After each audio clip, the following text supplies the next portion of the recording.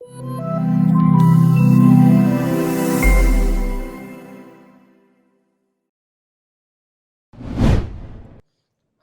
good evening everyone, and welcome to the seventh session of School of AR.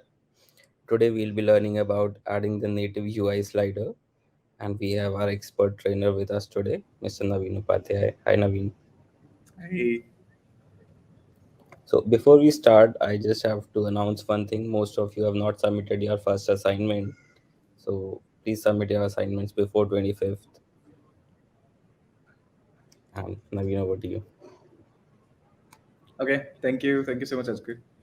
All right, very good evening, everyone. I hope you're doing well, and welcome to the session. It is about the UI slider. Last time we discussed about the UI picker, and this time we're going to discuss about UI slider. A session is going to be quite small in terms of the capability learning, but I'm happy to share questions and exchange thoughts, assignments. How you doing about that? Hey Hassan, hi Shekhar. Great work, by the way. I see that some of you have already try to complete your assignments, and I see great progress. I see that you're getting all the logics. I see that you're able to connect pulses and do something in Spark. You're able to move your head and react it to something else, so which is a great success for me and for you as well, because this gives me immense pleasure that we're learning in the process. And hey Aman, hi, Sai Vardhan. Hello, Vinash. Very good evening. And so we're gonna start with the blank project, which is you can find in the link that we have already shared with you, the common link where we share all the assets every day. In case you missed it, I request Askar can share that with you, and you will find session number 7 there. Hi Sahil, hi Sandesh, and you can just download that file and we can start from there. Let me share my screen and tell you the expectations from the slider that we're going to have today, and from where we can move forward.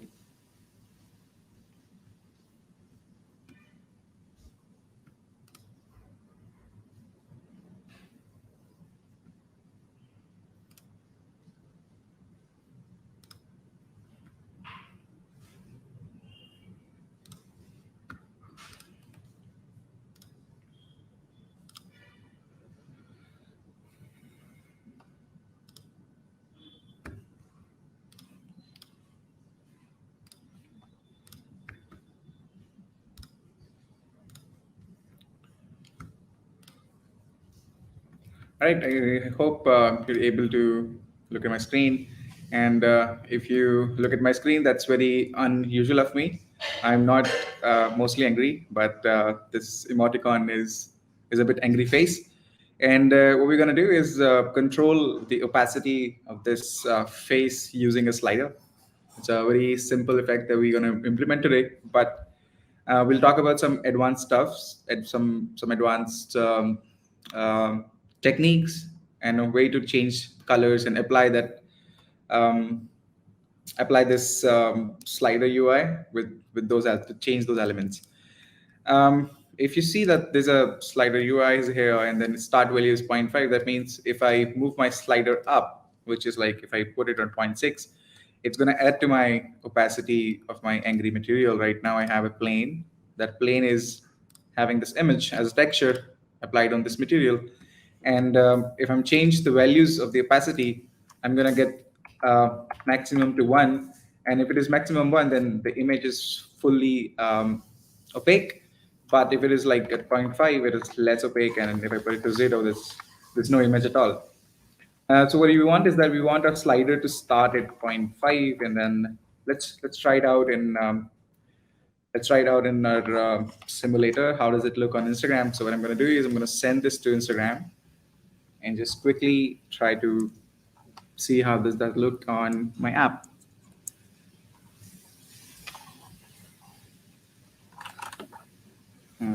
Okay.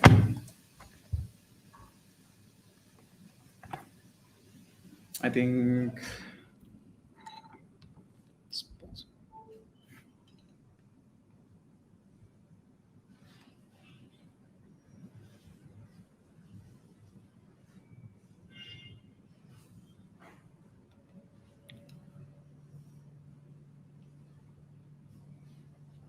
All right. So when we open this effect, sometimes it gives that error, but you try to reload it and it should work.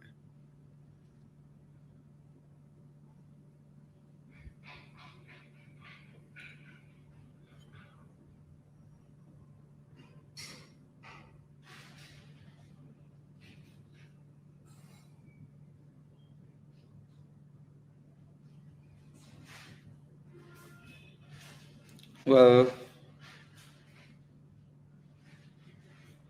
for some reason, we can't use it on the application at the moment.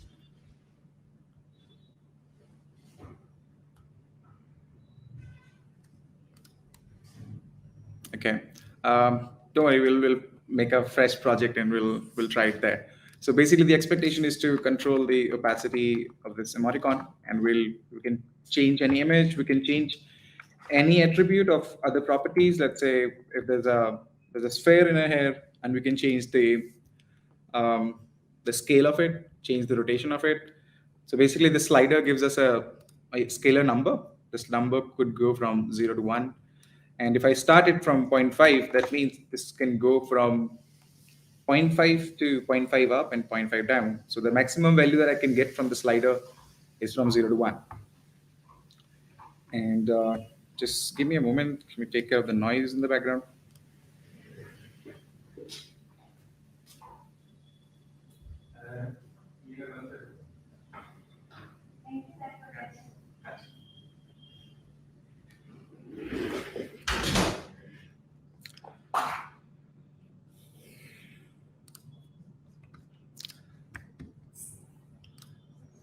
All right, we're going to start with the unfinished project that you all have received, and that looks like this. This unfinished project has a plane tracker in the face tracker, and then that plane tracker is assigned to be on the right on the middle of the face. Because it is child of the face tracker, it's always tracking, and we have manually put it on some particular scale, and also at some particular position. We can move it up, we can move it down, and so yeah. Hey Mac, hey Mohak, we will take all the questions just after the session. We'll have ample of time today to discuss all the questions and all the troubles you're having related to the assignments or related to any previous sessions. So we'll have enough time today. So hold them, and we'll get back to you. Maybe write them here when you get time. We'll answer them one by one. All right, let's get started. I'm going to delete everything so that we have everything fresh. And I'm going to delete the material as well. All we have is just the texture right now. So what we're going to do is we want something to be on a face. So I'm going to import a face tracker. This face tracker is now, you can see that there are some axes showing, and this means that it's tracking the face, the movement of the face. So if anything I put under this face tracker as a child of it, it's going to be tracked with my face as well. And I'm going to call it angry emoticon. And this angry emoticon is can have it deserves a material so that we can assign it some color, some textures. So I'm going to call it matte angry. Yeah, I'll put it from flat so that there's no lighting that affects it right now. And I can directly assign the texture from here, and the texture would be here, or I can bring it in here and then assign it. So I'm going to remove it from here. There's another way you can do it is uh, create a producer patch of it. And once you create the producer patch, then you can drag the texture and put its RGBA value into the diffuse texture. So we're going to talk about this RGB, and A, because why not? Let's understand how a color, how a texture works in terms of like what are these values, what are these R and G and B, and why is a color is more red, and why is a color is more green, and why is a color is more blue, and why is transparent. So we'll talk about those here in some time. So basic setup, I'm going to just create it a bit bigger, maybe 2.5, which goes about covers all my face. 2.5 in here covers all of my almost all of my face, and there's no point of changing in the z direction because it's kind of a 2D plane. And if I change the scale in z, it doesn't matter, right? There's no vertex in it. So but you can't put it on zero. You can put it on zero as well, but I think let's just keep it to by default at one. It in z, we're not actually, it's a 2D thing, right? So you can only change things in X direction and the Y direction. Notice that if your face is not visible to the camera, the texture goes because it is a child of the face. All right. Um, so let's decrease it a bit, like 2.2, 2.2, and then it's perfect for us. Um, Always remember, whenever I assign, let's say, a value to this color, and this color is black right now, and that if I assign this is going to be a completely black plane, because we what we had here was a plane, and then we said that okay, every coordinate of this plane should be a color of black, because that's what we did. If I change it to white, then it's gonna be white. So that means I'm kind of giving it a color, right? I'm giving it a color uniformly everywhere. So that's why it's coming up like this. So what is this color? What is this color value? What is this made of? So color value is always made of, there is some component of red into it, there's some component of green into it, and some component of blue into it. This combination altogether makes up all the colors in the world. Also, if you take the fourth element, which is the alpha, like how much how much of it should be visible, how much of it should be transparent, then you can get some other type of combinations of color as well. So why not create these values? So I create this value as a vector tree. That means that I can give as x as my red, y is my green, and z is my blue. So if I can manipulate these values, let's say if I have zero point 0.1 here and zero point 0.5 here and zero point 0.3 here, this should definitely give me some color. All right.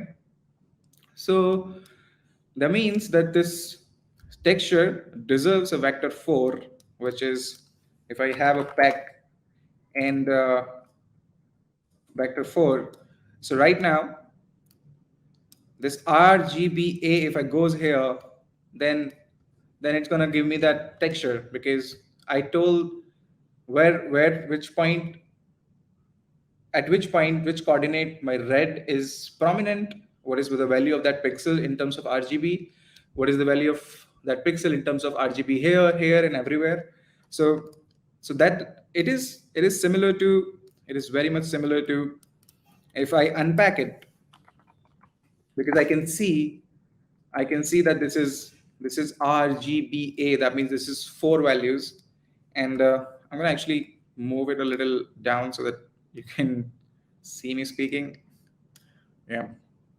So this is actually 4 values. I'm gonna make some space here so we can operate with it.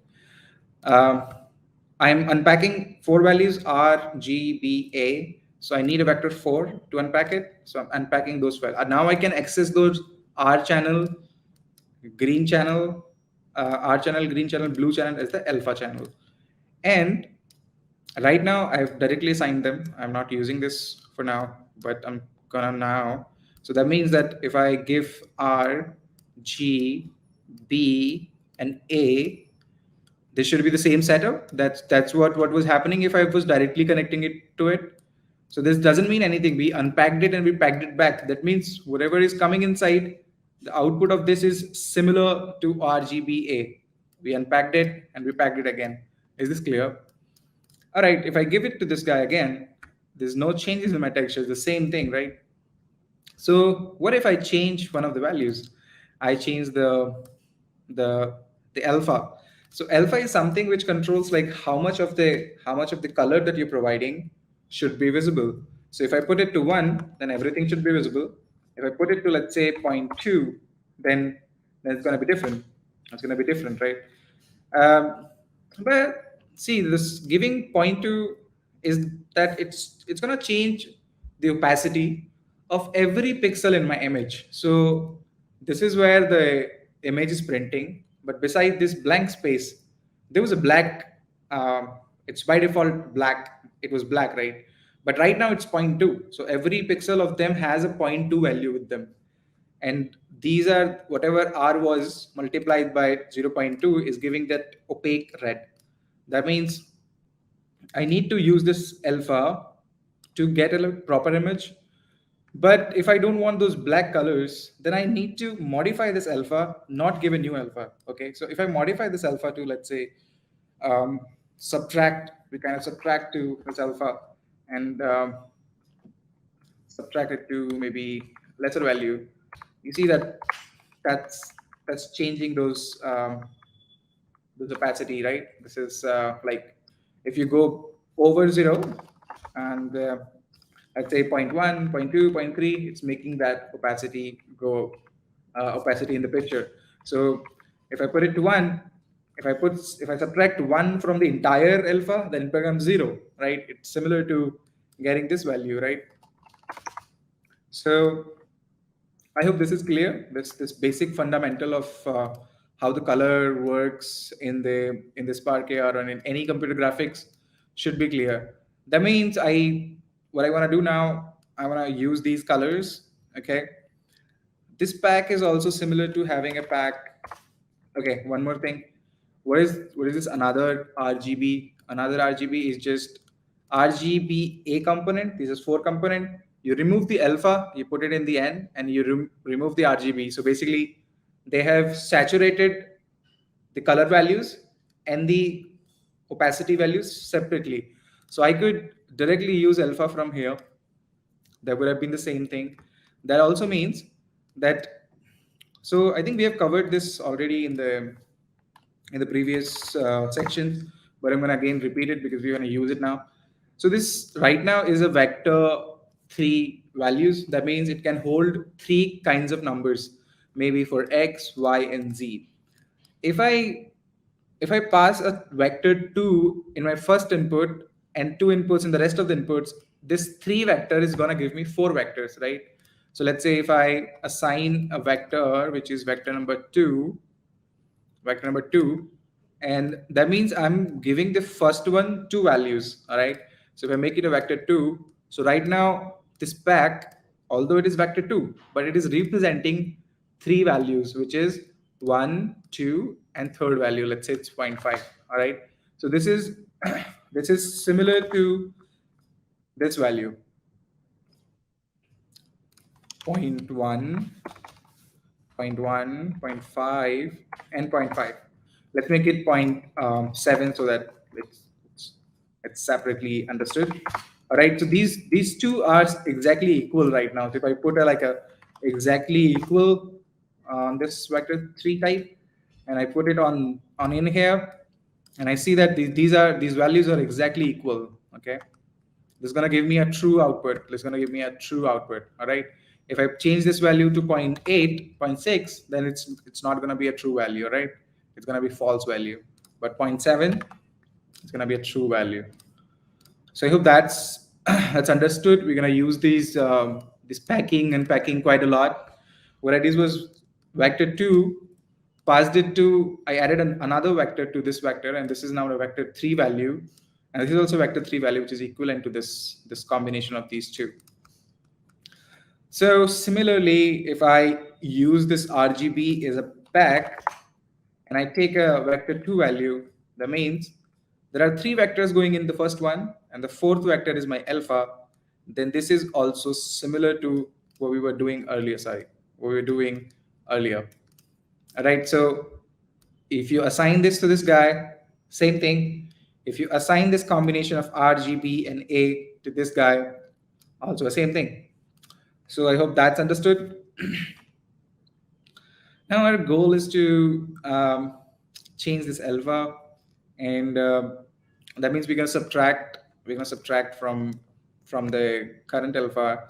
And this is just for example, so I'm going to just put it um, in the side.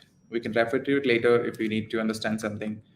And this is also, I'm going to put it inside because we will use it when we need it. Um, or maybe we can use it now to understand it. I was gonna okay, let's use it. All right. So right now this value is coming from here, and this pack is, we don't need it, we don't need it as well. So if I give this alpha to this, then we have the setup of, now let's add a UI slider. So slider UI, just you go to the patch library and then you ask for it, slider UI, and then you just pick it up. That means this is gonna give me a UI in my phone if I just make it visible and put this value here. So initially, right now we are at 0 because um, we are taking the actual alpha and subtracting nothing from it. No values are subtracted, and that means we're gonna get the exactly same result. And then I'm gonna use this alpha to on my phone. Then you'll see that that's changing. So let me try to work with it again one more time.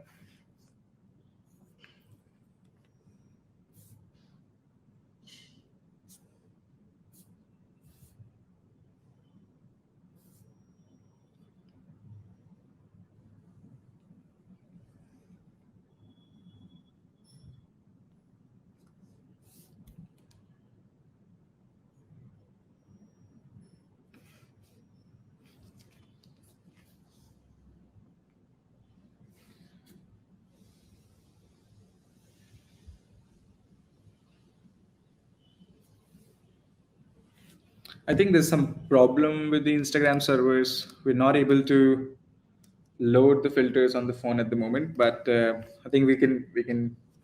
I have another option that we can do. I'm not sure if the slider UI is gonna show there, but one way to find out.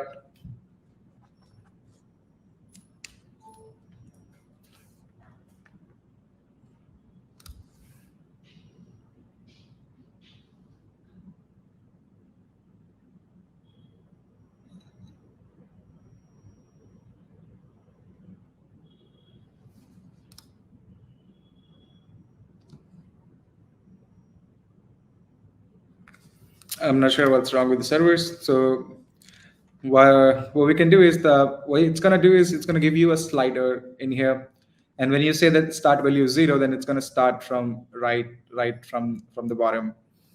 um, if we say like start from zero point 0.5, that means you get a slider where the start value is at zero point 0.5, so you can go down and you can go up like that. So that's pretty much about the slider. The function of the slider is almost using the value from 0 to 1 using your fingers. So that's what you have to do. Hi Jessica, I hope you're doing good. And so you get the point of how the opacity is changing from when I'm subtracting from 0 to 1. So if I subtract the entire alpha, then it becomes invisible. But if I subtract half of it, then I have like 50% of the texture and 50% of the transparency that you can see through it. And then if I put it to 0, then you can see completely through it. You can't see anything through it, because now not subtracting anything from the actual alpha, which is coming from the texture. And then I'm just, so basically this is similar to giving it directly like that. So this is all about slider UI. There's no hidden concept into it. It's as simple as it looks right now. But let's do something fun. Let's do something different. Like our tutorial is finished for the day, but let's do something fun with these values, with these color values, and then okay. So I'm going to delete this face tracker. We don't need it. We don't need this texture anymore. We are done with it.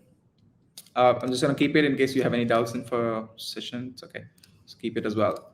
So I'm going to have a rectangle into my scene and let that rectangle to cover in my entire screen. So that means That means I have a rectangle which is covering the entire screen. So I'm going to give this new material. So flat.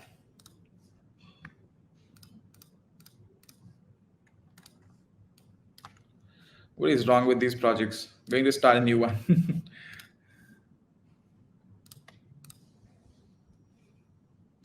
All right, welcome back. What I'm going to do is I'm going to have a rectangle, and this rectangle goes 100% in the width and 100% in the height, and then we assign a material to it, and we call it matte color test. Okay, so because we are going to test some values, we're gonna try to put some unique color to every pixel of it. When you assign something to a material and then you get this opacity that you can make it to 0, you can make it to 100%, like how much of that texture you want to show on the screen. So right now if it is 100, and that's what we were changing from the slider UI when we were trying to change the alpha. So basically that's what you're doing when you're changing the opacity from here. You're making something transparent or not transparent at all, which is like opaque. So right now it has super white color, and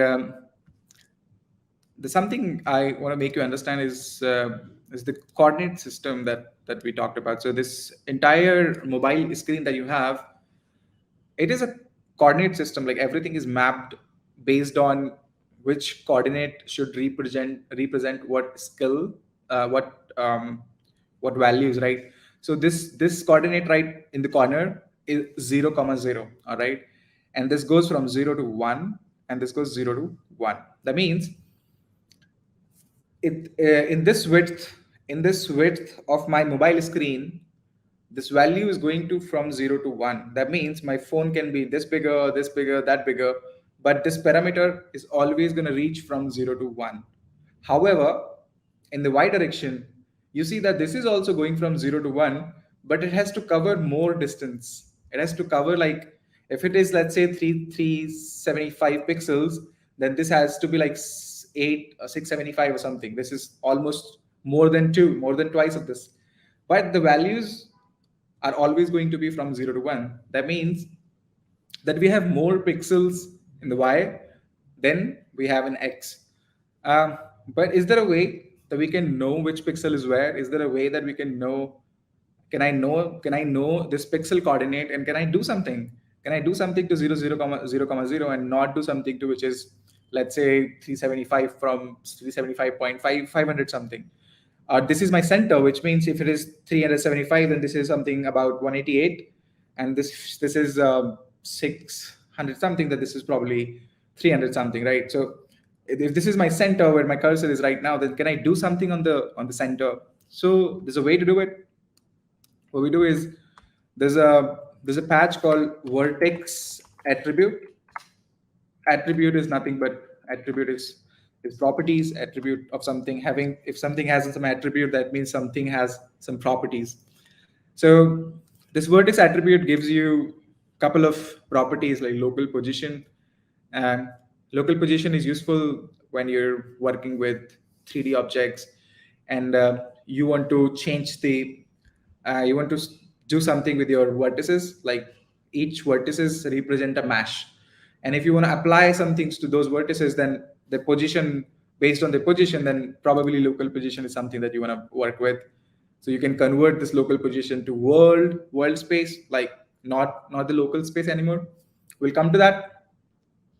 Less talking and more actions this time.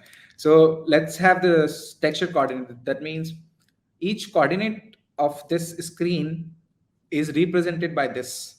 That means it is an array of x comma y, x comma y, x comma y for every those coordinates presented to my screen. So this is going to give me two vector values because x comma y, right? And this is my color, which accepts pack 4, which accepts like four values. Okay, so we're gonna prepare those 4 values to this guy. So that means that every x and y, if I unpack it, if I unpack this guy, that means every x and y, first of all, it has to be a vector 2 value. All right. So every x and y of this value will be different for every pixel. That's correct. If I'm here, then x and y is going to be 0. If I'm here, then my x is going to be the x max, but y is still going to be 0. Sorry, the x is still going to be the 0, but y is the maximum. Similarly, if I increase my coordinate from here to here, then it is going to change from that, like, but the value will always be 0 to zero point 0.1. So let's say it is 0, then this is zero point 0.5 and this is 1. And if I'm here, this is probably 0.25. If I'm here, then probably 0.75. That means higher the x, more right in the screen I am. So if I give my red, if I give my x to my R channel, that means right now we have nothing. We have like a super, like everything is 0 0 0 0. Okay, if I put it to 1, okay, so my alpha has to be always 1, because to if you want to show these, then it has to be 1.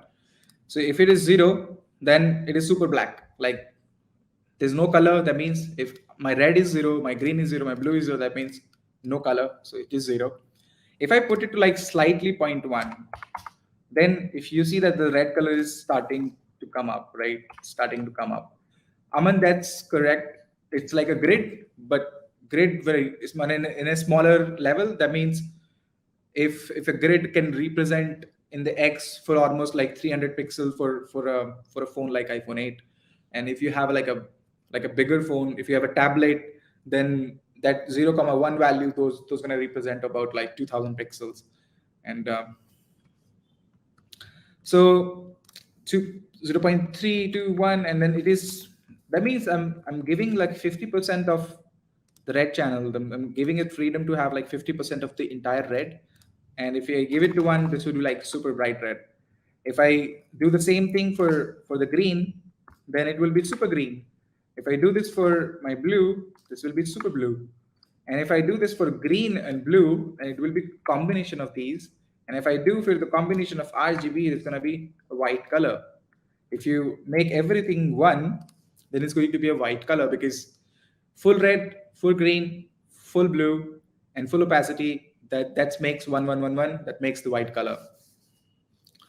Um, so can you guess, if I pass this X here and put everything to 0, 0, you see that if I go from here, for let's say I'm just going to create some line so that I can talk about which line I'm talking about. So I'm increasing it by 3, decreasing to 0.1, or maybe 0.01. So if you see that if I'm in here,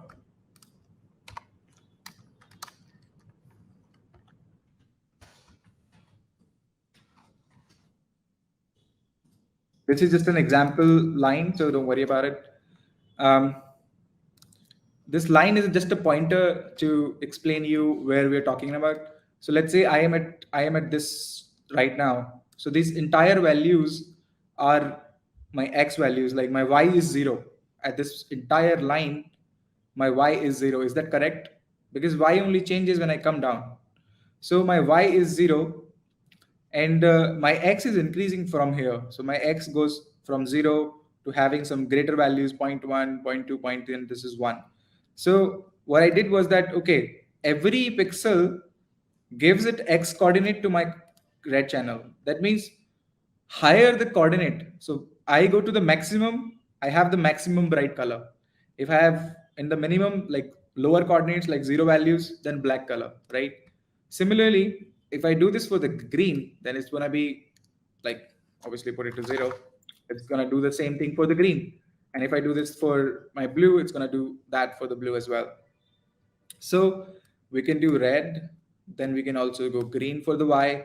If you see that y is increasing in this direction, okay, so y is my going to green channel. That means I have more bright values in here, because my y is the maximum here, and it's the mixture here, because green is red and green both are maximum in here.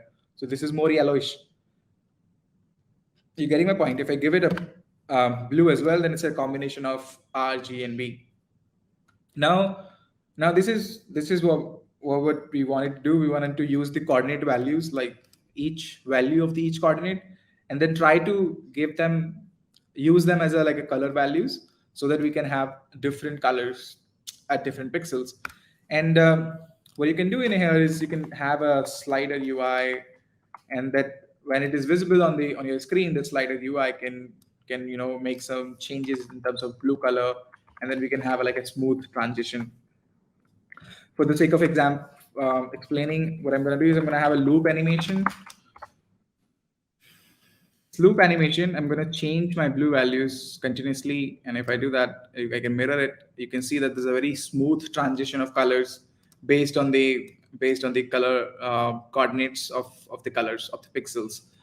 And same thing I could do also with my opacity. So what he's going to do is going to quickly show me and not show me, and then fade in colors, and then fade out the colors. We could also do it like little slowly, more slowly, like that. It keeps changing in a very smooth way. All right.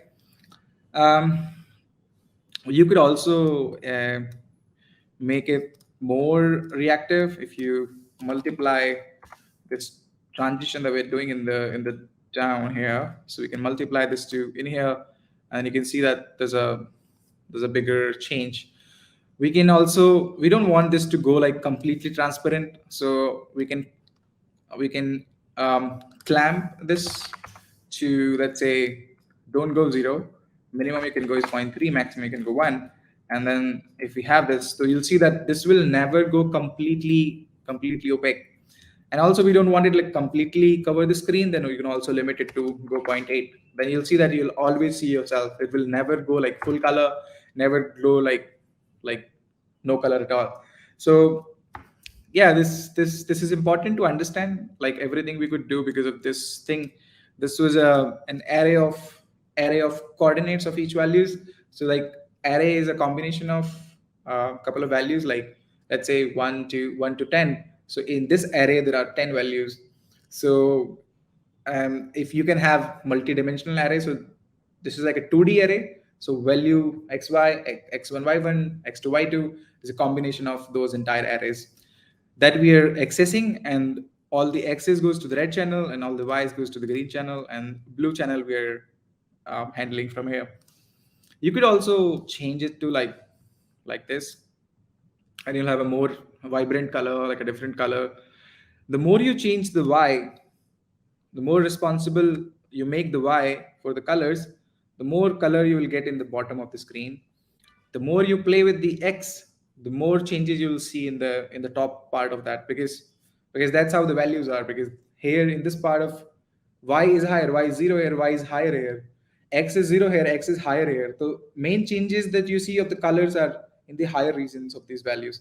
Here it is like a combination of x and this higher values, so it's like a mix of these two colors, whatever you see in here.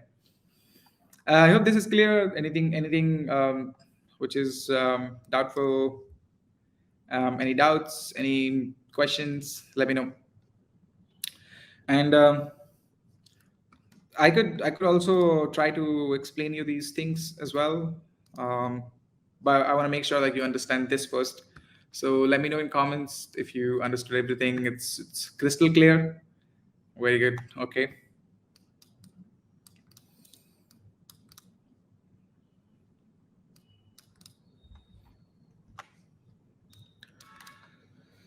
Okay, that's pretty much about the session. Now we could just try to do some experiments with it. Let's say if I have a sphere primitive that I imported from the library, so I just went to the recent something I tried using from there. So this library gives me this sphere, which is just a sphere. So what I'm going to do is I'm going to put it in a plane tracker. Let's go to the plane tracker. That's my plane tracker, and I'm going to give this to my plane tracker, and hide these things to, and you'll see that the sphere is resting on the surface of the plane that I just created, and it is resting at 0 comma 0 comma 0. I'm gonna make it a little bit bigger. Let's say we're gonna make it to 15 and 15 and 15. So the quite a big sphere that we have, and let's go to this setting so we see it like a little clear. Okay, this sphere right now has a material. It's called high res material. It comes with the model, but you can delete it, create your own, whatever suits you. I'm gonna use it because this creating material is not something that we're learning now, and I'm gonna give this color to this guy, and you'll see that everything is evenly distributed on the on the surface of the sphere, because what we're doing is we're telling it to go to the each coordinate of those. Now right now our screen is not the coordinate. Our coordinate is the is the coordinate of this vertices of this sphere. So just to simplify things, I'm just going to by default add these and not change the opacity, and you'll see that this is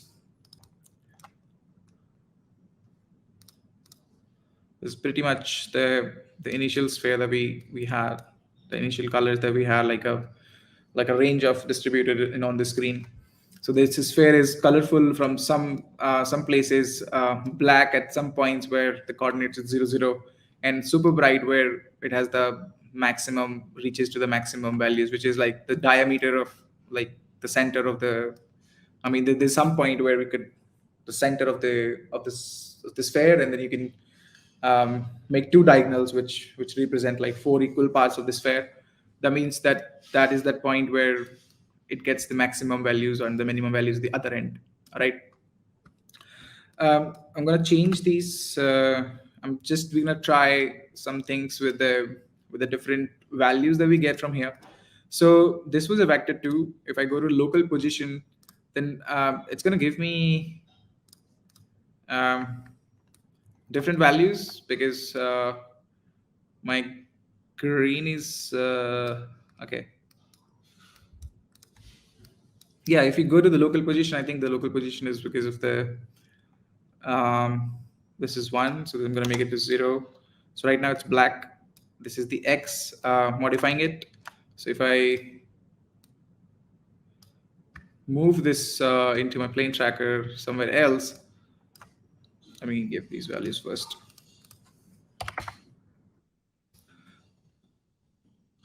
So the local position of something is basically the each coordinate of the sphere, which is in the local space. That means when you're standing inside the sphere, and every at the center of the sphere, then everything is as a fixed position to you. Okay, that's local position, and it's going to be like kind of constant, because if you're at the center, then all the vertices are at the same distance from you. All right, so this is why it's kind of showing you the same color.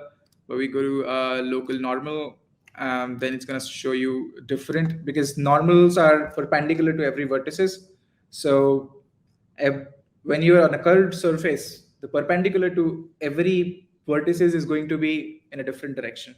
So this is why it's giving you different colors. If you talk about the tangent, similarly, it's kind of very similar to how we were talking about the coordinates, because tangent is, no, sorry, the normals, the tangent is is a is that point where you're drawing the normal to the surface of the sphere. So this tangent is perpendicular to the normal that we just drew in local normal. So that's why you're getting the exactly like opposite of color that we were getting in here. Okay, and then you can see that the 90 color difference. You can see that there is a 90 color difference because of these are perpendicular to each other. There's a vertex color. Vertex color is basically assigning each pixel. Vertex color is by default like I think 1111, so that's why it's super bright. And there's a base position. It's a similar to the local position, and yeah, that's pretty much it about like, but it's only useful when you're you're doing some transformations. So if you have like it might be a little advanced, like super advanced stuff, but maybe bear with me, and then you may understand some things, you may learn something new. So if you do vertex transformation of this to, that means this we discussed in the first class, the model is the world space, view is the local space, which is this right now, and the projection is the screen space, the way we see things. So if I multiply both of these, and this will give me like a different color. That means that where I stand with respect to the object, I'm going to look at it at a different angle, because what we did, the earlier we were just taking the position and assigning those colors to this, like each position. Now what we did is that, no, the position is okay, but where is this position in terms of my model? So my entire this world represent those colors now.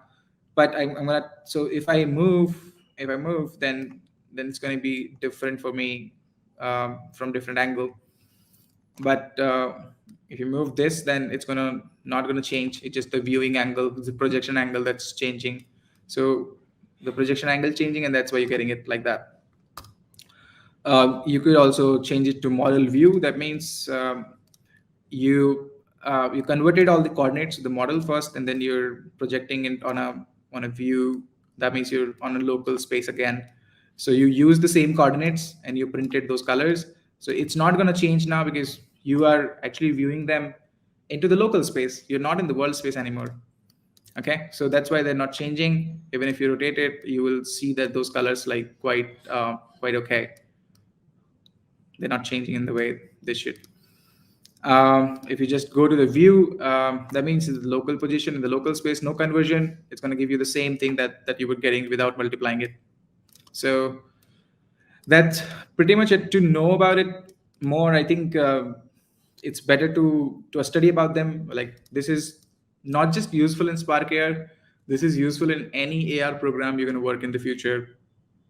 So because that's how the computer graphics works, like based on how far an object is, based on where, if you know the where is my vertices, you can actually modify those vertices. There are a lot of things you could do with them based on those values. You could, kind of make it like a wave, make these colors do something for you. So these things can be done using these combination of these two matrices. And it's also useful to work with this guy, but it's a 2D coordinate, and this is a vector 4 multiplication. So we gotta like change, consider those. Uh,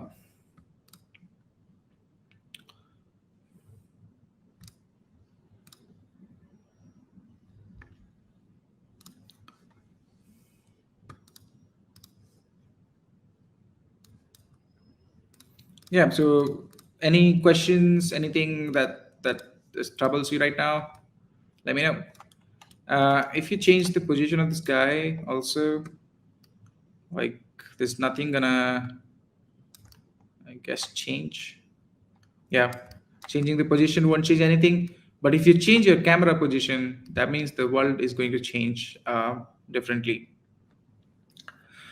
Well, that's pretty much it I wanted to talk about today about the slider UI. So the function of slider UI is just to change some values based on the slider UI.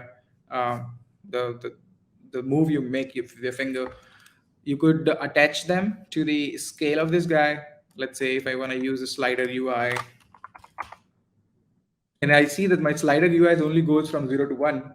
So what if I want to scale it to, like right now it's 15, and I want to scale it to 15 to 30, make it double. So I'll use these values. This goes from 0 to 1. If I add 1 to it, this is going to go from 0 to 2. No, 1 to 2. This is never be 0. If this is going from 1 to 2, I'm going to multiply it by 15. If this goes like, if so, this value is going from 0 to 1. I added 1. So now it's going to go from 1 to 2. because all the values minimum 0, maximum 1. I added 1, so minimum 1, maximum 2. Multiplied by 15, minimum 15, maximum 30. Correct? So, but this is a vector 3, so I'm going to like two ways to do it. Either you can pack it 3 times, okay, and then give it to this guy, or you can just swizzle it. Swizzle. You are swizzling. That means this x also y should be also the x and also the x. X just represent that the single scalar. You can just put r g b also. Sorry, r r r also. Like let's put x x x for now, and we're gonna just give it to this guy. The same thing, okay? So any which ways you want to go with it. Now you see that my by default everything has reached to 15, and if I change my slider UI, and then you can see that it is getting bigger and bigger and bigger. The maximum I can go 1, because it's a patch editor, so you can like here you can go anywhere. But when you're changing things in the Instagram test links, you can maximum go by 1. So, but you're gonna change those like also. Let's say we want to start from zero point 0.5. If you want to start from zero point 0.5, then this. So what I want to do is right now I'm at 15. I'm currently at 15, and my target is to go from 15 to I can come to 0, or I can go to 30. So my range should be 0 to 30. That means if right now I am at zero point 0.5, then this zero point 0.5 should represent 15 for me, and right now it's representing 22. So to do that, I don't have to add 1, I just have to add zero point 0.5. If I add zero point 0.5, that makes it to go to 1. This is, and then I added 15, and then if I make it 1, it's if I make it 1.5, then okay. So if I make it to 1, it's going to take me to 22.5. That means I have to multiply it again, add something to it. So, but you get the point. I think we can add some modifications here, like maybe instead of adding, maybe multiply it by 2. And if I do that, multiplied by 2, oh, we added 2. Okay. So we multiplied by 2.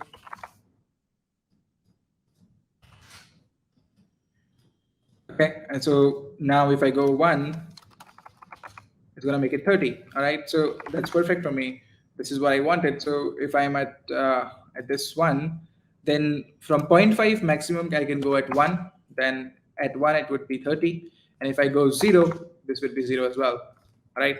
So that's what I wanted. From zero point 0.5, I wanted to come to 0. That means from 15, I wanted to come to 0. And from 15, I wanted to go to 30. So working perfectly well. So you can change the scale as well. That's one way to do it. Um, yep. Any more examples that you guys wanna I can take for you? Then let me know. We are done with the. Make sure that you make it visible. Okay. Thank you. ठीक ठीक done. Good night. Bye. Um, you can make it visible, and when you make it visible, then if you make it visible, it's going to visible on your screen in your phone, not here. All right.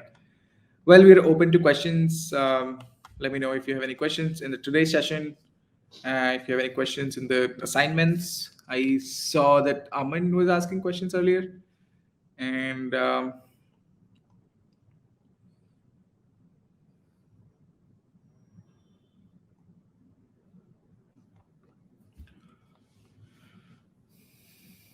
hey Harsh.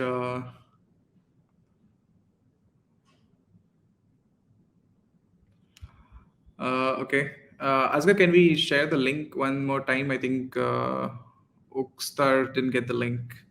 So there's nothing much in the projects, just simple stuff. There was a texture into it. I think if you attended the session, you've probably understood most of the things. Uh, okay.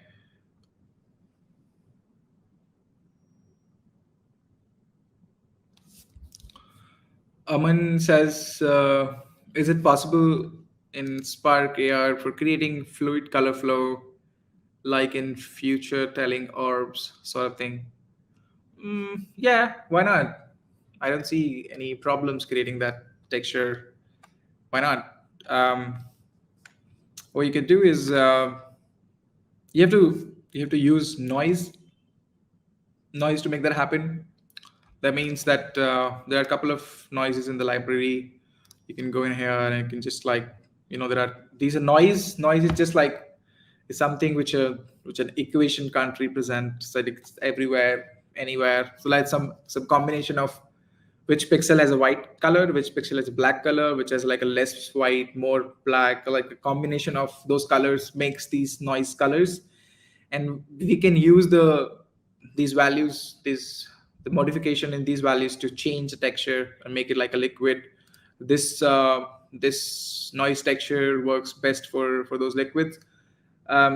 You can try and work with these, but always remember, like, this is 1.68 MB, so you might want to take it outside Spark and compress it and then bring it back. So like, just download it. So you see that this liquid has like a 1.688 MB of size. So what I want to do is I'm gonna go to my Reveal in Finder, use this to Crushy. That's my trusted software for compressing the textures. And when I take it in here, I can just crush it all. And when I crush it, I can just see that this is 82.82% smaller now. It's this 314 kbs, which was earlier at 1800 kbs. So I can save it, I can remove it, I can bring it back and crush again to, like, no, I want smaller file than that. Now it's again smaller by 8%, but now we see that there not much changes happening now, so we should be happy with that for now. And we are going to import this in Spark again. I think it should be automatically here, but let's see. Okay, I'm going to delete this one because we have a modified image which is lesser in size. This is 280 kbs, not compressed from Spark now. We don't need it because we've already compressed it. And so what you need to do is that bring out this liquid, okay, and let's try to distort our screen texture. So I'm going to bring back this canvas and delete this plane tracker. And this canvas has this material which is my color test, and I'm not going to use this color. So for now this color is it should be my camera texture. So I've done nothing. I have a canvas which is a rectangle, and this rectangle is assigned to a material, and then this material should have a texture that I'm going to give. So I'm going to click on camera, go to the attribute of texture traction, bring out the camera texture, and just provide this in here so I can see myself. If my camera is on, I can see myself like that.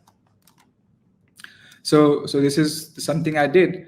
What I want to do is I want to distort it. I want to distort it with some texture. So like, as Aman said, to do it like a liquid, on the screen like that. So what I'm going to do is I'm going to import a patch called texture distortion. We've a couple of times worked with it already. This patch needs no introduction.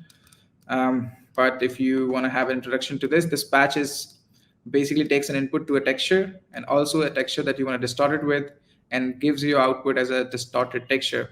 So if I give my camera texture to this and also my camera texture to distortion, it's going to give that sort of distortion over my things, right? But this is not we're going to use something else. So let's take this noise out, okay? And then if I directly give this noise, you'll see that there's this noise actually printed on the screen. Let me make it a little bigger. So you can see that it's kind of there. So to make it liquid, all I need to do is move it. All I need to do is like make some movement. Let's do that. So I have this texture. What I'm going to do is I'm going to transform this texture to make some moves into 2D or 2D space. So what I'm going to do is I'm going to have a texture sample, texture transform. That means I'm going to transform some texture based on some transforms, and then this is the texture I'm going to transform. And those transformation can be controlled by 2D transform pack. We're doing some transformations in the 2D space. Transformations are just like scaling something, moving something, or rotating something, right? So um, this is what I'm going to use, and this is right now. There's no changes because it is exactly the way it was earlier. Excuse me. So we're gonna make some translations, like we're gonna make it move. So let's have a look at how does it look right now. So when we connect a shader and a path to something, it's let's make it like a little bigger space for us. There's nothing we are checking in this here in here, so I'm gonna just make it bigger in here. So right now it's just a completely original texture. So if you see that if I scale it, if I make it twice, then it's like a bigger scale, bigger, like bigger than earlier it was. And you also see the output that those texture has become larger. So my distortion is greater. Like it's not condensed. Like earlier it was condensed. It was condensed a bit. Like it was condensed. It was very small changes. But right now it's different. So I'm going to use the translation patch to move it. So let's have a loop animation. This loop animation should translate our 2D position of like X and Y. It should go from minus zero point 0.5, minus zero point 0.5 to zero point 0.5 and zero point 0.5. If you do that, that means it's going to move to like a in a definite set. And you see that this texture is moving into like a diagonal way because you're moving X and Y both. But you see that after it's moving, the texture is finished, and if the texture is not there anymore, it's gonna just take the last pixel of it. I'm gonna make it a little slower. Right now it's running like it is losing a train. So that the key to fix this is to scale it so much that like we don't have such values where the texture is missing. So we scale it to 3, and 3, I see that like that's much better. And if I scale it to 4 and 4, it's even better. And um, maybe maybe duration to 10 seconds, and maybe 8 seconds you can say. And then that's all my setup. We are able to move the texture continuously, and then you can see that we can have like a wobbly effect that we can control by, like, right now it's too much distraction, it's too much distortion, so we're going to change that. So we're taking the distortion texture multiplied by zero point 0.1 so that its effect is lesser. But this is even higher for us. It is too much for us. So we're gonna do that, like make it maybe 0.01. I can see a little bit of distortion, but not too much. Maybe 0.05. It's gonna like make things like flowy for us. If you don't want to do that in the Y, then probably don't do that in the Y. Just make it 0 and make it 0. Then everything is like this color is whatever is flowing in the X.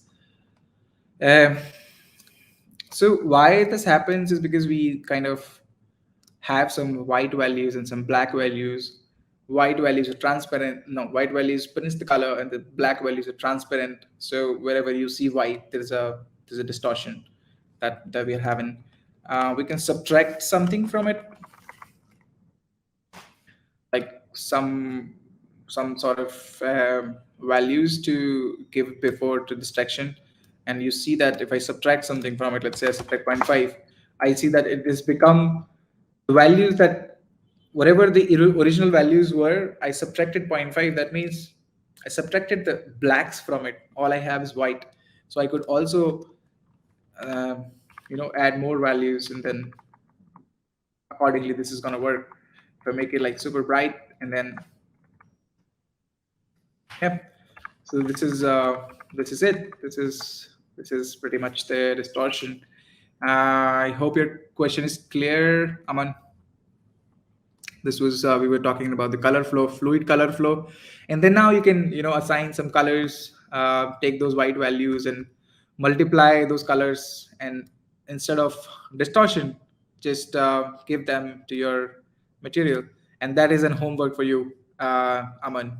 You're gonna work on it, and next time we'll see that we'll see that together, like in here. Okay, next one we are Aman is done. Hi, Soumya. What is your problem, Mohak? May I know your problem regarding textures for assignment?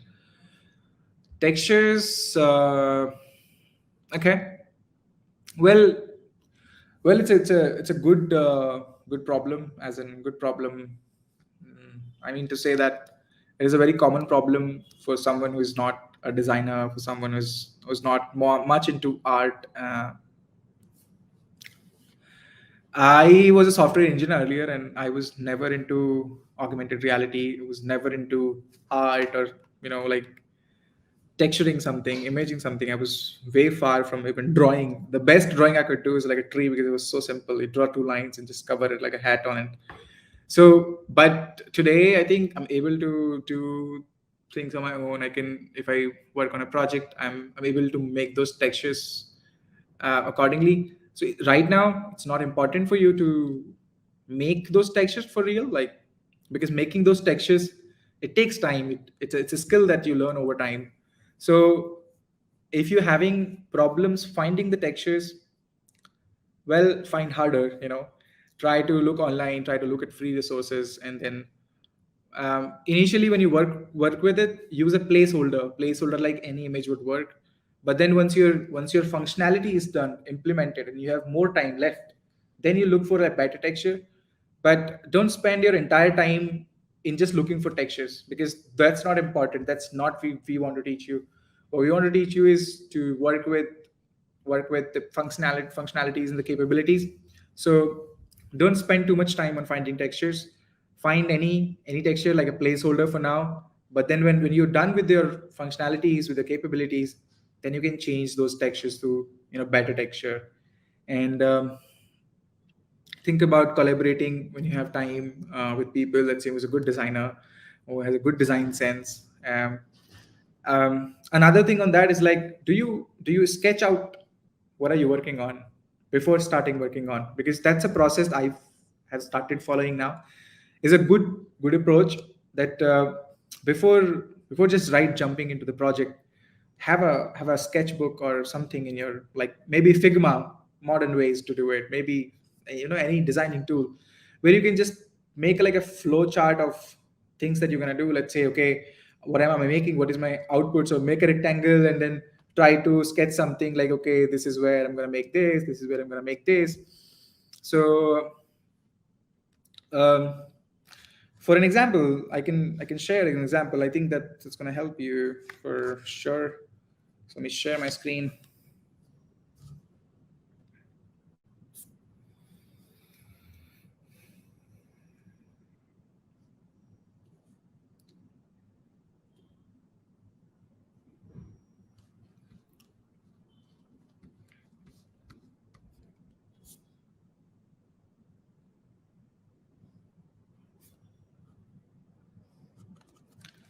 Well, if you can look at my screen right now.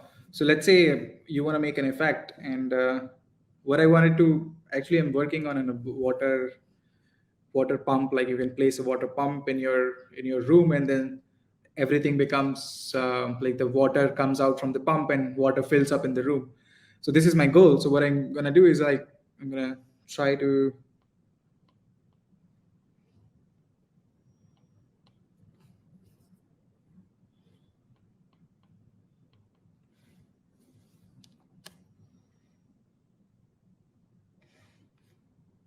My pencil is not charged. Anyways, I'm gonna draw with the hands. So let's say we have a water pump effect to draw. Pardon my handwriting because I'm doing with my hand right now. So what is my ideal way to do is that I kind of design, like, if this is my camera screen, so if I'm trying to place my pump, then this is going to be a plane tracker effect. So the plane tracker, then I my pump is going to be here, and if this is the pump, then the water is going to come out from this pump, and the water is going to spill up in here.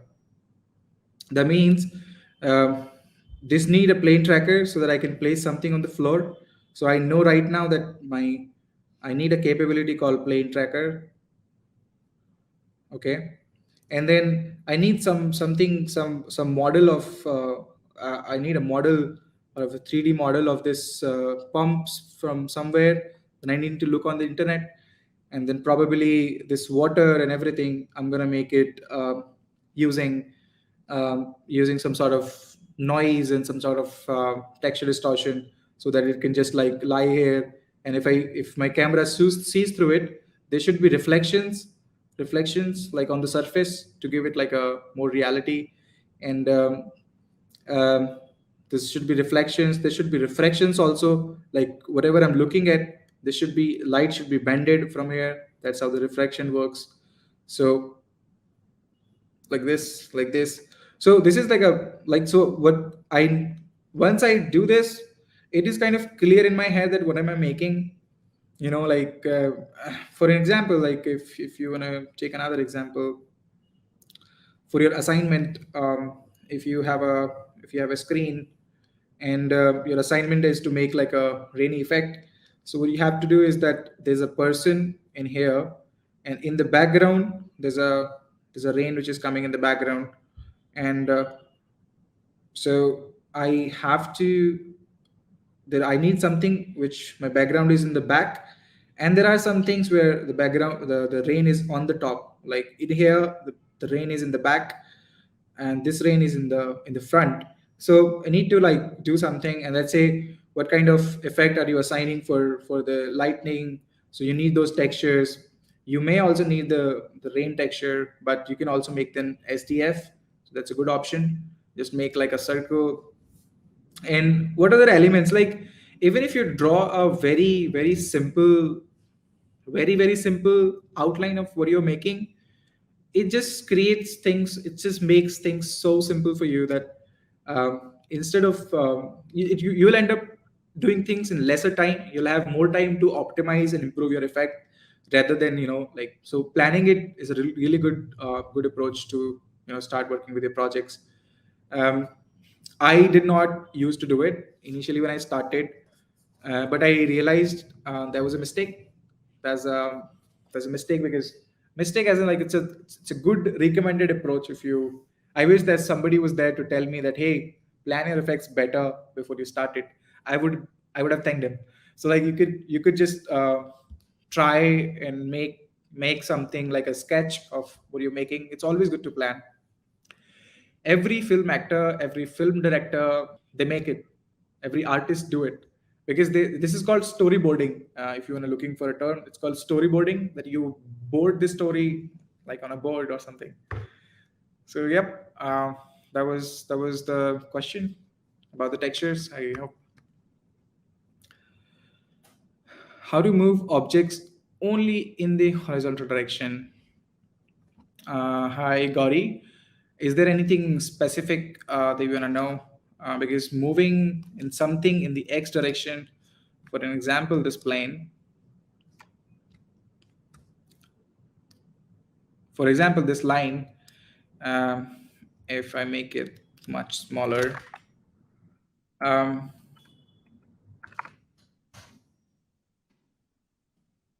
so for this line, if I want to move this line in only in x direction, so what I'm going to do is I have to exit its position. And if I notice that this point, if I make it to point one, this is moving in x direction. If I make it to lesser, then it's moving in x direction. So that means that all I have to do is modify this value.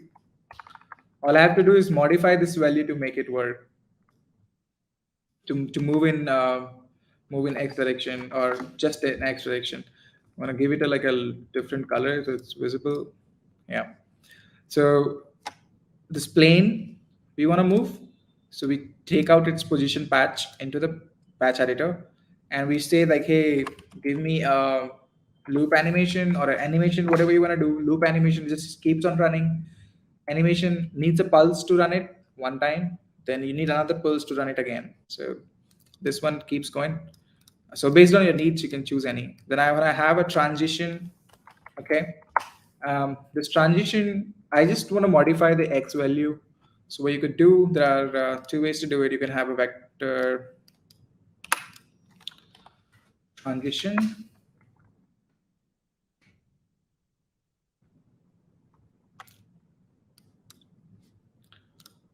Okay, why am I so big there? All right, so this transition is the, I'm gonna make some progress in here, and from minus 0.25, I wanna go it to like 0.25, sorry, 0.25, and then my y should not change, should be the same because that's what you want. You just want to move in the x direction and no movement at all anywhere else. So I can just give it in here, and then you can see that this is only moving in X direction. It keeps moving, goes, comes back. And then this is useful in a lot of places where you are, let's say, you're creating a game where this object goes from here, ends here, and goes back and come again, goes back and come again, goes back and come again. So it's kind of like a loop. You can put multiple objects, and it will feel like it's moving, and then you can use your nose to like collide it and give points to the user. So this those games can be done like that.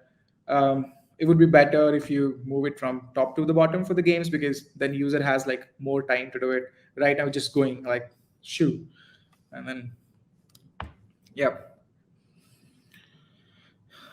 Gauri, I hope that answers your question. If not, all right, cool, thanks. Shaker has a question. If we start PNG sequence using screen tap, then how do we stop it if not looped? Also, it doesn't play when loop checkbox is not checked, and if checked, it plays endlessly. Hmm, how to stop it if not loop? All right. So what you want is basically basically to play a transition and not loop it. That's what you want. All right. Well, it's a simple thing to do.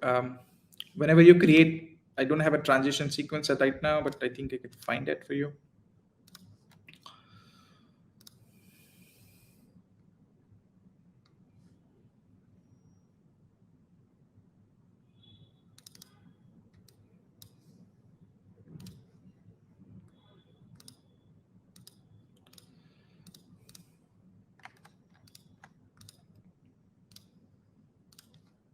Okay, so for Shekhar's question, everybody can read the question if they don't understand it. What Shekhar wants is that how do we work with a PNG sequence where we want to um, stop the PNG sequence at some particular point, or we just not want to play it on loop. So I think although we covered this in very first session that we did, but it's all right. I think we didn't pay much attention to PNG sequences or these things, because I really think that you can work on these, and then these are the concept is it should be that you import an animation sequence first, and then for the textures you assign it new texture, and then you go to the sequence that you have. Let's say you have 10 images, 20 images, 50 images. Make sure that they're numbered in the end, at least with, like, this is a wrong example of renaming it, because if I have like 11 images, then the number 1 and number 11, they will be confused, like which should be considered as 1 and 11. So that means I need to always rename it. So think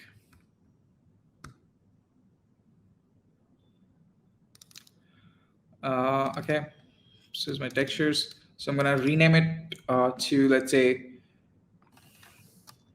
emoji something zero, and then I want zero first, and then whatever, let's start with one, or like maybe zero, that's okay as well. So I'm gonna rename everything. So like right now it says 00, 01, 02, 03, 04. So this is important, guys, to rename your sequences like that so that they never confuse us. Right now this is my frame number 0. So frame number 1, frame number 2, 3, and 4. All right. And so what I'm gonna do is I'm gonna just um, where's that? Is this practice pad textures, and then we're gonna import these into our project. So now, right now, my this animation sequence has these textures as an emoji, and none, none, and none. So I'm gonna just so this is like looped. We have not assigned it to anything right now. So we're gonna assign it to this plane, which is moving. So we're gonna stop this movement now because Gauri has understood it. So we this is in the center. So can make it like a little 0.5-ish, and also move it a little up. Okay. And this material right now has nothing, but we're going to give it the texture as the animation sequence. And then you can see it's looping very fast.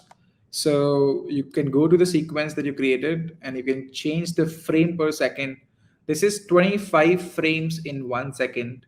Okay, which means we have 5 images. So that's going to divide in 1 second. So 25 frames in 1 second. So 5 frames will take like very minute time, like it will be completed like this. So it's almost like if you have a digit here, that's like counting in here. So I'm going to make it like 10 frames per second. So now it's slower. You can make it to 5 frames per second, and you can see that each image passes by like slowly. And then you can also make it 1 frame per second. So it's going to take 5 seconds to complete this. One, one, one, and one. But there's another thing which is advanced. That's what we're doing in these sessions. We're learning advanced stuff. So bring it back. Bring to the patch editor this current frame. Right now, it doesn't matter if you're looping, if you're not looping, you're randomizing, not randomizing, you're putting FPS and not putting. Because if you created this producer patch, then your changes in the frame are going to be considered from here. So I can have a loop animation, or let's say I can have just an animation, and this animation should give me a of numbers transition of numbers, which can I know my minimum. I know my minimum. I start from 0, and I know my maximum. If I start from 0, maximum is 5. That means my frame is 4. Like so, 0 to 4 gives me 5 images. And if I start it, I'm back to should be back to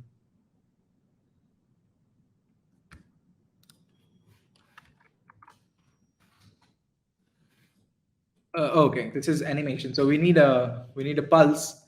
We need a pulse to start this animation. All right. So how do we get that pulse? Is that we can have a screen tap, and if you do screen tap, so when you do a screen tap, it's gonna play this animation, and I do that. It's playing, and it just played once and then stopped because my animation progress was 0 initially. When I made the screen tap, this animation ran for 1 second and stopped, and that's how you do it.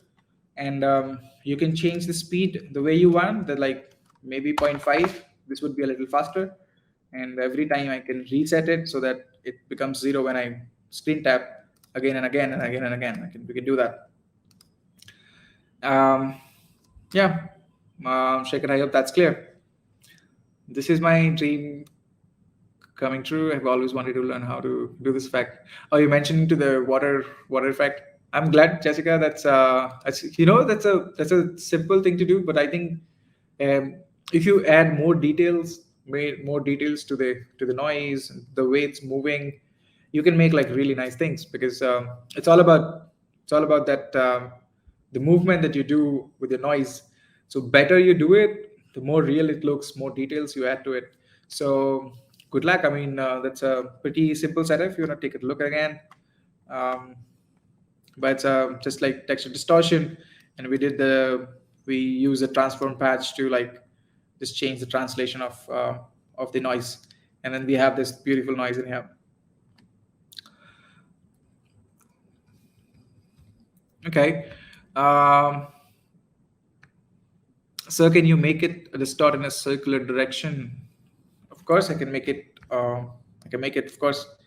But why don't you try and make this one? Like try. Like this concept is similar, and what you need to do is make this circular.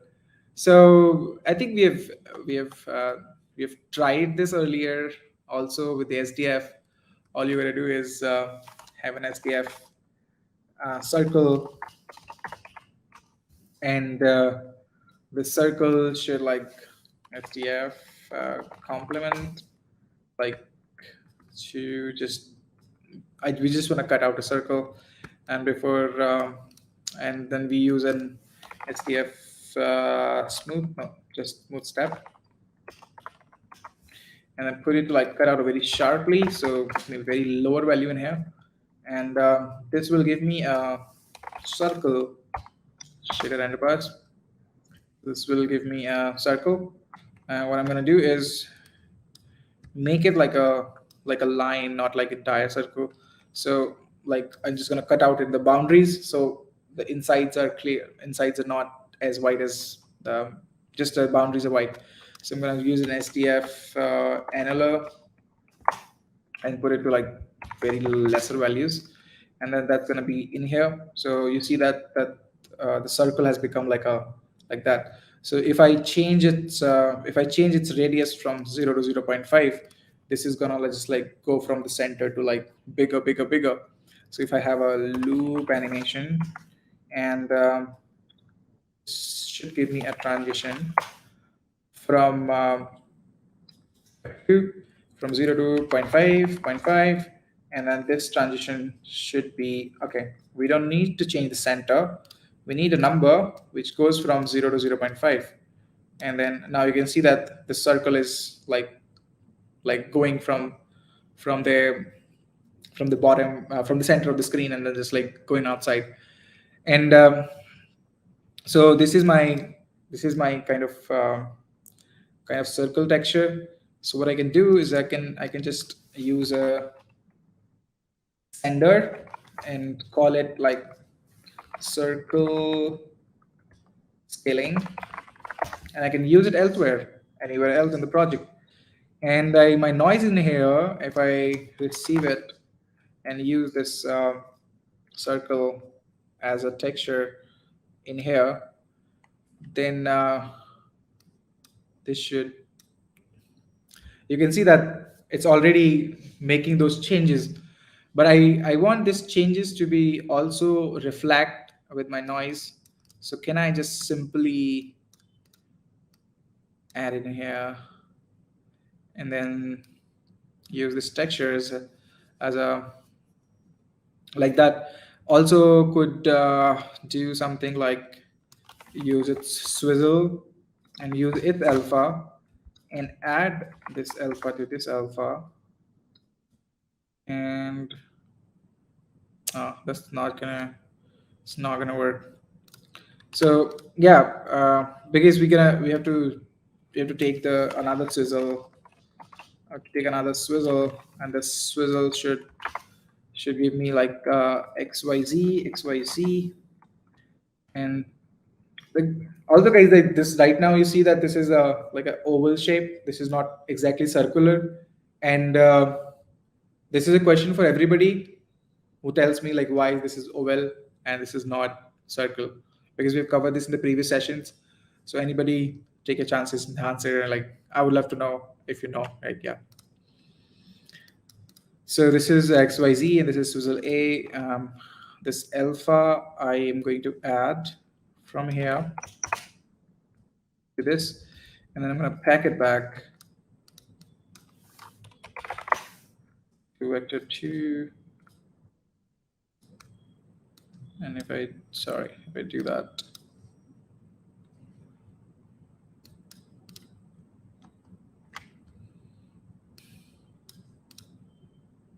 okay.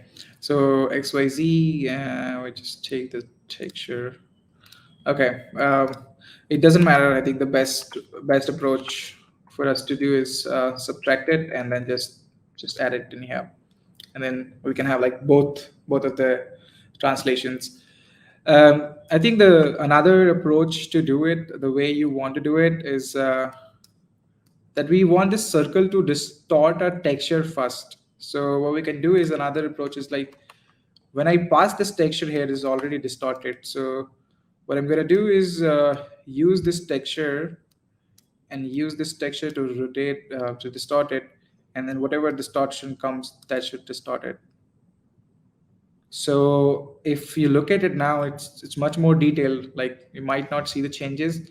What I did was distorted our distortion texture, and then use that distorted texture, distorted using the circle, and I'm going to delete these so that you're not confused. That, and then using my camera texture to distort it in a way. So that's also a possibility. I can change this by changing my annular to like 0.001 or 0.001, no, 0.02, so that's bigger, maybe 0.05, so it's much bigger than it is initially was. Okay.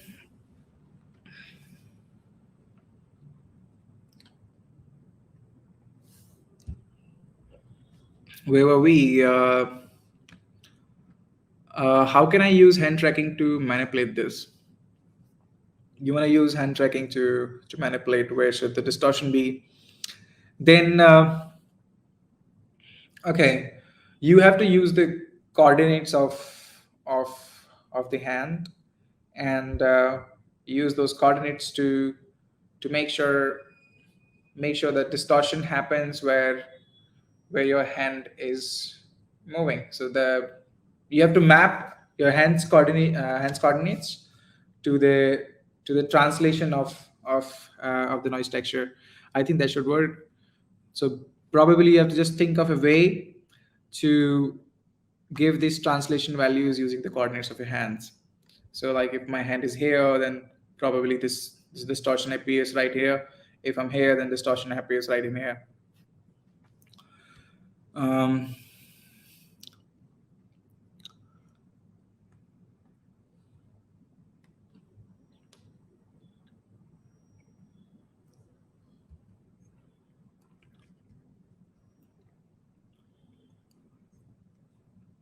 Thanks, Aman.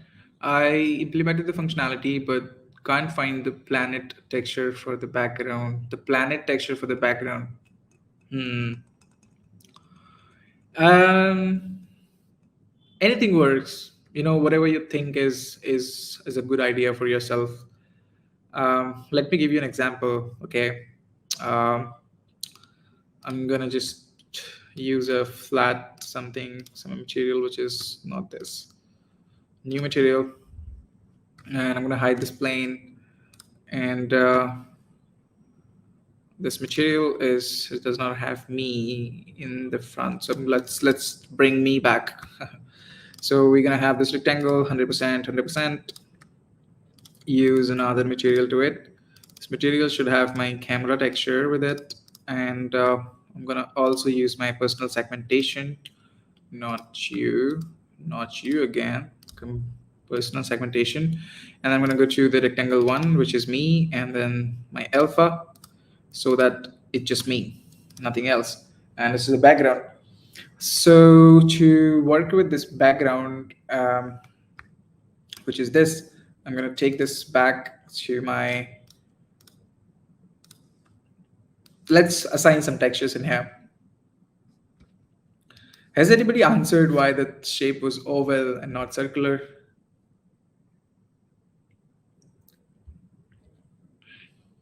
Oh, Shekhar has. Yep, that's right. So how do we fix it? How do we fix that? So we're going to fix that in this example. Let's say I have a STF rectangle, okay, and this rectangle, so this is a answer to question where you don't have textures, and then you have, what do we do with the textures? How do we make those textures? So this is a great way to make your textures using rectangles. Very, very simple. So what I'm going to do is I'm going to use an STF complement. It's a pretty simple setup. Whatever STF you use, you take a complement and then use a smooth step for the very lower values to make them sharp in colors, and higher values to make them a little blurry at the edges. And we use an STF smooth step to just make it sharp for now, and assign it. So right now I have a rectangle which is in the background, and this rectangle I can give it a color. I'm using a mix to my alpha, and I can give it a color like right now it's a black color, but you can change it to, let's say, a value, and which is a color value, and whatever I assign, so my should be swizzled to something transparent, XYZ 0, transparent at the where my texture is not there, but wherever I have the texture, it should give this color to me. So if I have a color like maybe this, then my background should be pink. If I have a color to like this, my background should be like that. And then, so this is a shape of a rectangle, but then I can create any sort of shapes, any sort of like, let's say I want to create a bird, I want to create a sun, create a planet. So my planet could be like something similar to SDF ellipse, okay? And this ellipse should be like, I'll take a union to this SDF union, so that I don't have to do those things again and again. And this union can just go in here. So right now, like the color of those things is same, so you can't see it, I think. But let me find a way to show it.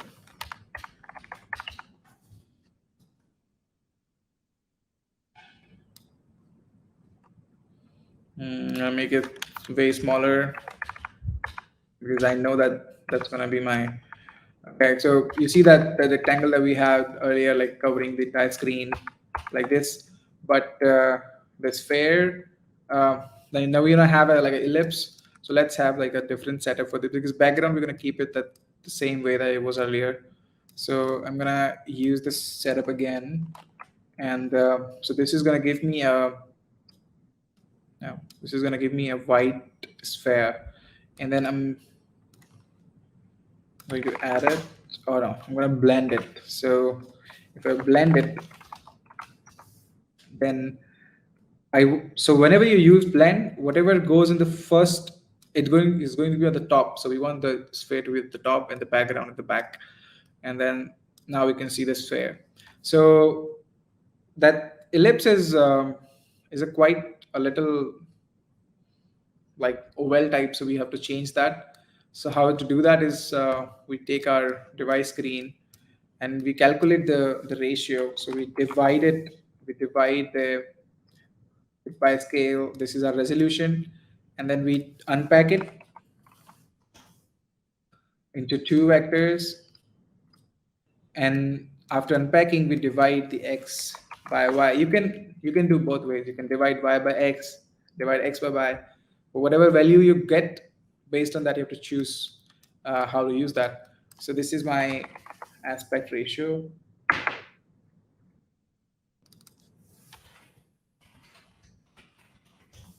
I'm going to take it to the in here, and I'm going to use a texture transform. This is something that I know I do it every time, like a long way, but you can always keep it as a patch group, and you can always like just do it in a quick way.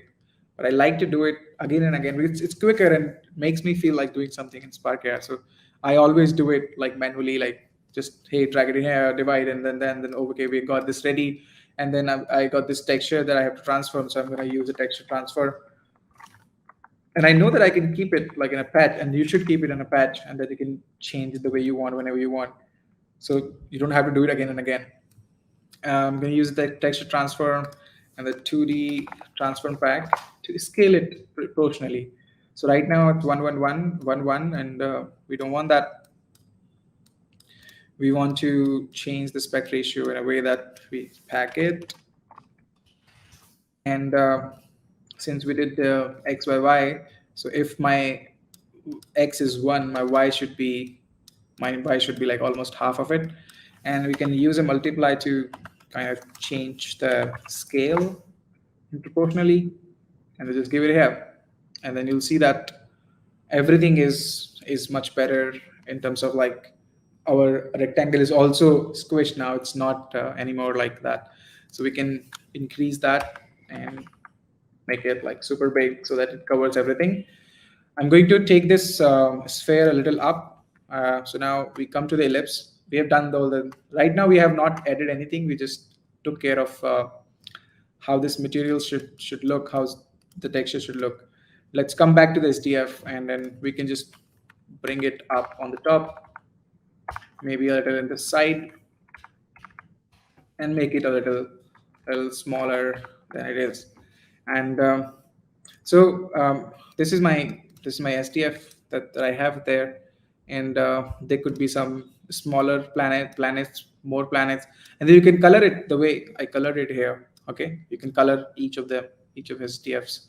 So let's say I want to have another ellipse, and then I'm going to join these two together, and so this could be this could be situated a little in this direction, but to give it depth, I'm going to make it way smaller than this, and maybe zero point zero 0.05 and zero point zero 0.05, and then yeah, I can apply some sort of like black shadows on it, like some texture like that, and put it elsewhere. Use those textures like to make like a planet. Let's say you're in such a space, you're in on such a planet that everything's so closer. Like moon could be so closer to you. Like if I stand here and moon is right in the background, so big. For us, moon is so small, but on different planets where wherever your imagination can do anything, right? So feel free. It doesn't have to be super realistic. You can choose your textures the way you want, the way you think they're looking good to you. There's no problems in that. But the best combination, like something which is good as a good experience, is something I'm looking forward to. So try and repolish. First work with it and then polish it later. First, like utilize the time to work with it. Okay.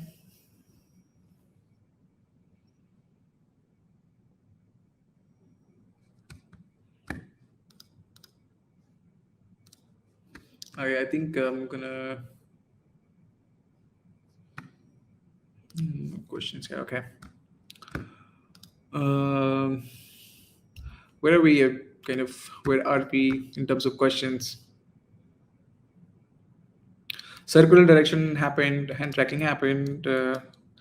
So we didn't do hand tracking, but I think the concept of making the making the distortion is same. The trickier part is how to convert those coordinates to the space where you are in the screen space and do some things. But it's a good something that you should try out first. If you try it out, and then you can let me know in the couple of next lectures. If you don't like it doesn't work out, we can make it happen in here.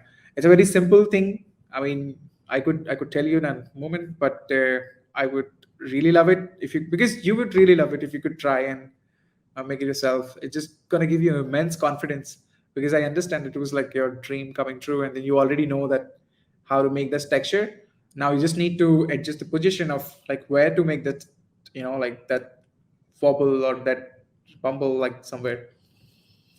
Okay, and all the best, and let me know how it goes. Okay. Mm, why don't, yeah, I mean, submit as many you can. We're just gonna consider one. So maybe submit your best, but you feel free to make as many you can. The more you make, more you learn. So, and it's not about numbers also. Maybe if you're done with one, try to improve it or try to make more. No worries, like if you want to experiment. But if you think that there's a chance of the way you can repolish the effect, you can add some elements. Um, why not? You check everything that you want in the assignment, and then you check everything which can make it better. We have the best effect. When I add emitter, to the face tracking. It's going behind user. How to fix that? Sandesh. Third session, consecutive question from you. I've seen this, but that means let's clear it. And I see that you were absent in some of the lectures, but it's all right. We can do it now. The problem is the particle emitters. Actually, Sandesh, you should go back to the recording number one uh, from the Reskill, which is about particle emitters, and check that out. And its answer is there. Assignment is related to session number one, particularly like if we have to go through some concepts, so we can only watch session number one. Dhruv, so session number one was mostly about particle emitters and some other things. But I tell you, I have included everything except the skeleton animation or whatever we are doing in the world, and whatever we have learned in the like a front camera space, you should apply that. And that's about, like, that's what this assignment is about. It's just not particularly about session one. But session one, if you say watch session one, you're gonna get like a lot of clarity about a lot of concepts like depth or other things. Yeah. And Sandesh, I want to emphasize on that because I want you to look for it and learn it first, and because part of the reason I think is that, like, every time, if let's say if you're not going ahead of some point, then you ask somebody and then it's solved, and that's one way of getting rid of your problems. And another way is that you learn the concept so good that maybe next time if somebody faces it, you are there to answer. All right, not because like, hey, I also faced it but somehow it was fixed, but now I don't know. Rather you should be able to fix it for somebody else as well. So because I think that you're not able to do it, then if you're not able to do it by yourself, come back to me. I'll teach you again. I'll teach everybody here. But I want you to try in the link and then go ahead there. First session one, it's about emissive particles.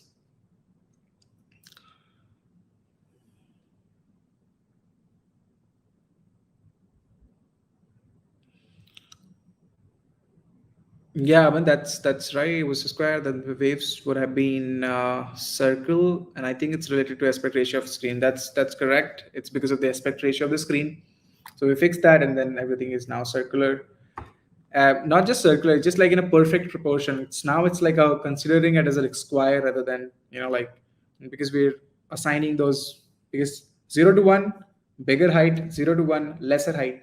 So those pixels has to make sense, right? And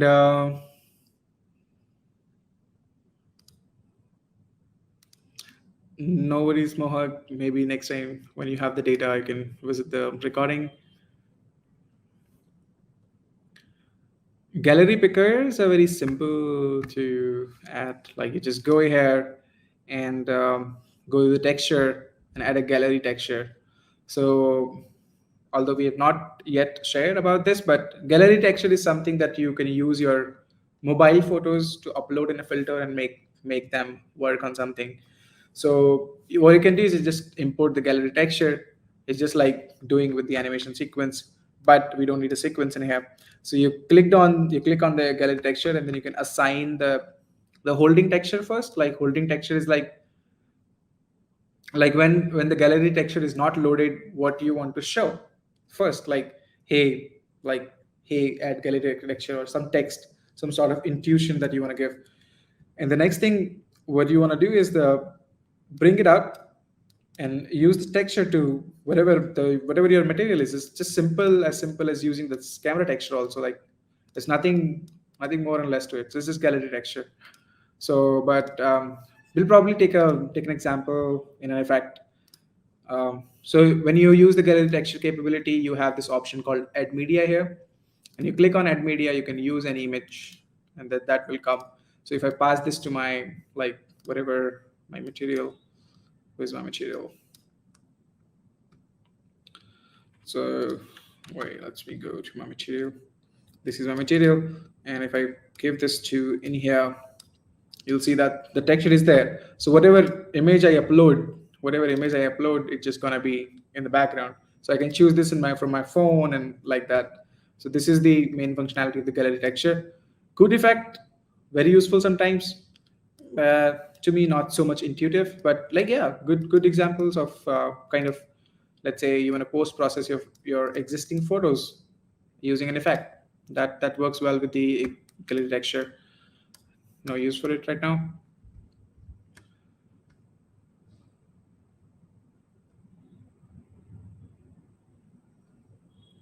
Propane says, how can we change the angle of particles based on phase tilt? Well, very simple. Go to the emitter, and what you want to change is the spray angle. Like right now, right now, this is going straight, very straight in the X. And what you want to do is that if I do this, that this angle should be this side, and if I do this, the angle should be that side. So I have to modify my spray angle in Z, not change anywhere else. And if I put it to like 5, then it goes like 5 degree this side. If I put it to -5, then it goes 5 degree this side.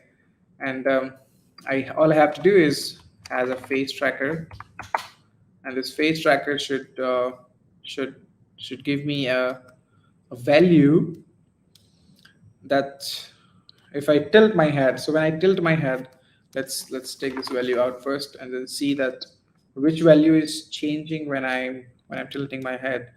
So I see this that right now my head is super straight. There's no any changes. If I tilt my head like this, I see that my y is changing by a lot of values, right? It is changing in negative. And if I go here, it is changing in positive. So from 0 to I'm going almost 40. From 0, I'm almost going positive 40. So what I'm going to do now is I'm going to unpack. I'm going to unpack this. Okay. Take this rotation value for y, and I'm going to give it to my from range. And I just saw that this is going from, let's say, -45 to +45, and those values should change my uh, angle of particle angle to range, and I can modify this number to be at let's say I want to change it to -30 to +30. Okay, you can actually use the -45 to 45 as well. That's also fine.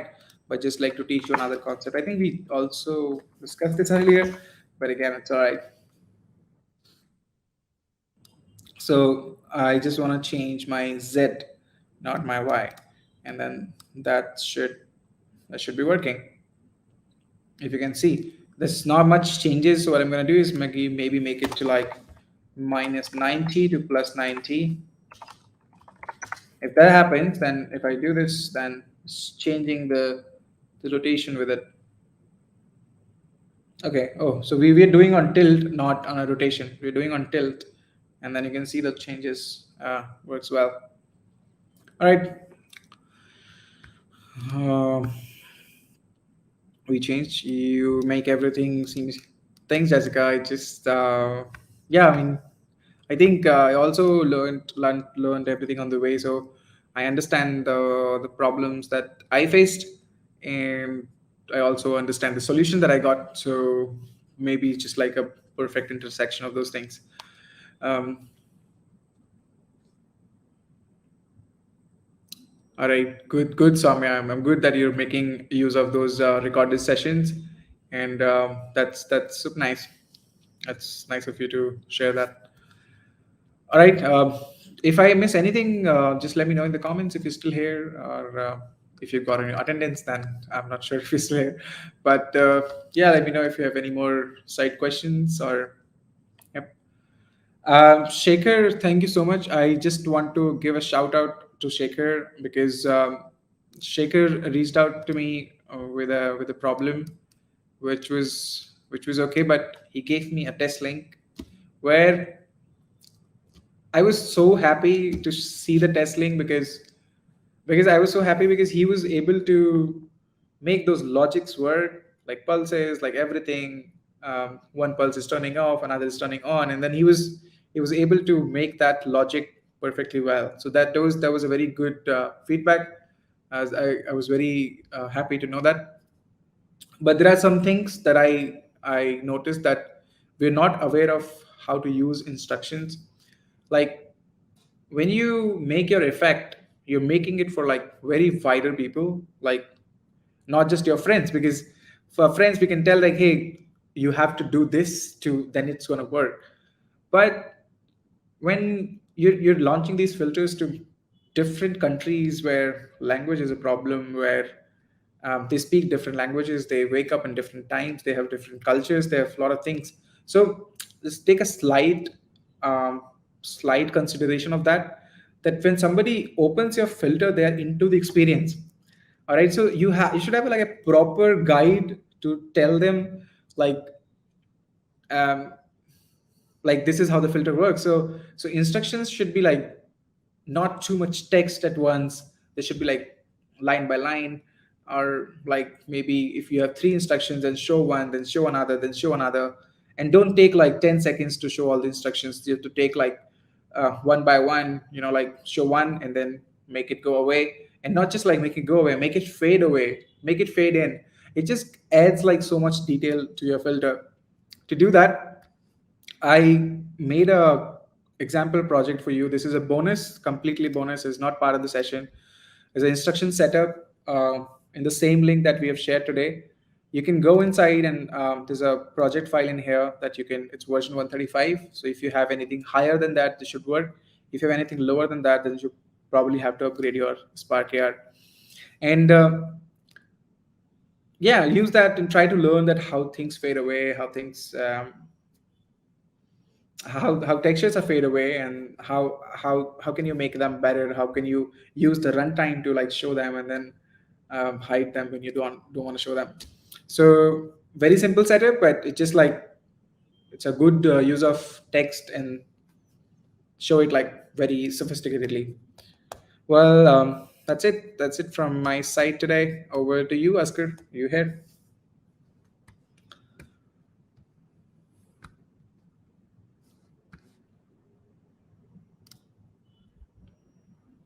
um yep, Askar is here.